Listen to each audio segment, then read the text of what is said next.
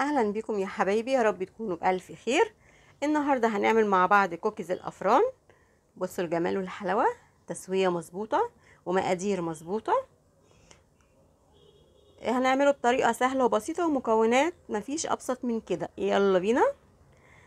المكونات بتاعتنا حبايبي عباره عن حبايه بيض، كوبايه ونص من الدقيق ومعاها رشه ملح، نص كوبايه من السكر البودر، فانيليا، بيكنج باودر، وكمان معايا نص كوبايه سمنه. الكوبايه اللي معايره بيها السمنه هي اللي معايره بيها السكر والدقيق. في بوله وهنزل بنص كوبايه السمنه،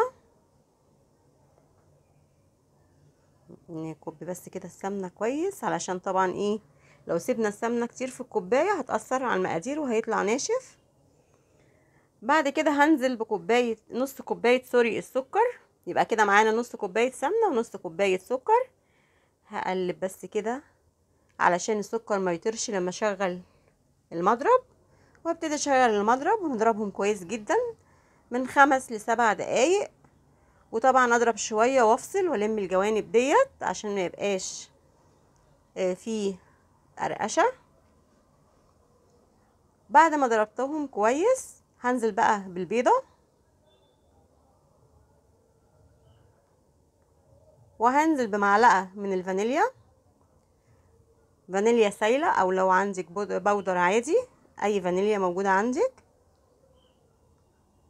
وهضرب الخليط لمده دقيقه او دقيقه ونص.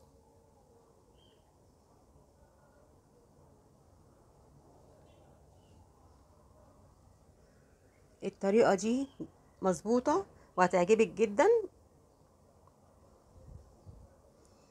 احنا هنا حبايبي ضربناهم من دقيقة لدقيقة ونص، وده الشكل النهائي بتاعهم. بصوا القوام، لما بمعلقة خشب او اسباتيولا وترفعي كده الخليط وينزل كده كتلة واحدة، يبقى ده كده مظبوط معانا.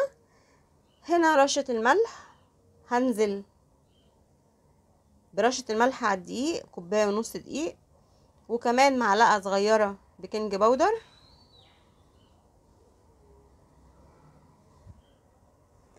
مكونات مفيش اسهل من كده ولا ابسط من كده، والموضوع كله مش هياخد منك يعني ربع ساعة او تلت ساعة بالكتير قوي. هقلب هنا كده البيكنج باودر مع الملح مع الدقيق، وهنزل بنص كمية الدقيق على الخليط وهقلب.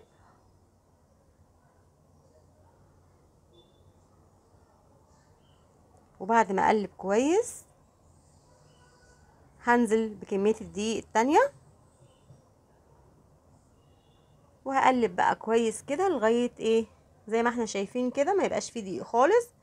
ونلم كده الجوانب بتوعة الطبق. بصوا العجينة جميلة معانا ازاي. بعد ما خلصت هقسم العجينة كده على 2، وهقولك دلوقتي هقسمها ليه على 2.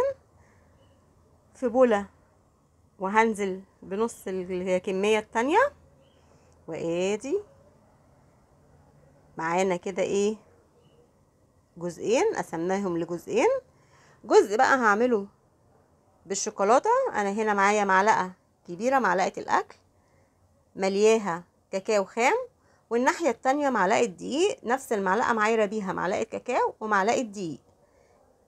هنا الجزء الاول ده هنزل بمعلقة الكاكاو، كاكاو خام اسباني بيبقى طعمه حلو جدا في الحلويات. هنخله كويس. لو في حبيبات كده بعملها كده بايديا او بمعلقة، وبكمل نخل الكاكاو دول طبعا منخولين.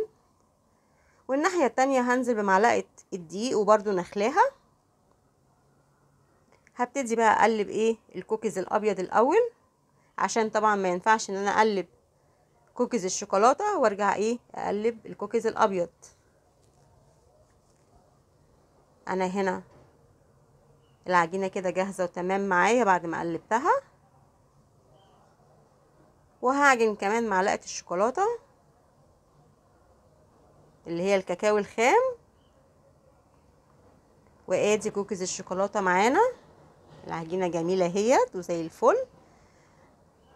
هولع بقى الفرن على درجة حرارة 180 او 190 حسب الفرن بتاعك.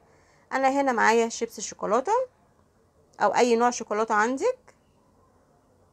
هبتدي اعمل قطع كده صغيرة وادورها، نعملها كورة صغيرة كده وهنزل بيها في الشوكولاتة، وبعد كده اسويها واضغط عليها علشان الشوكولاتة ما تقعش منها. ده شكلها. هعمل واحدة تانية ونحاول نعمل كل قطعة قد التانية عشان يبقى شكل واحد ومقاس واحد. هضغط كده عليها في الشوكولاتة وابتدي كده ايه اظبط الشوكولاتة عليها علشان ما تقعش. بصوا الجمال والحلاوة. نعمل بقى الكوكيز الشوكولاتة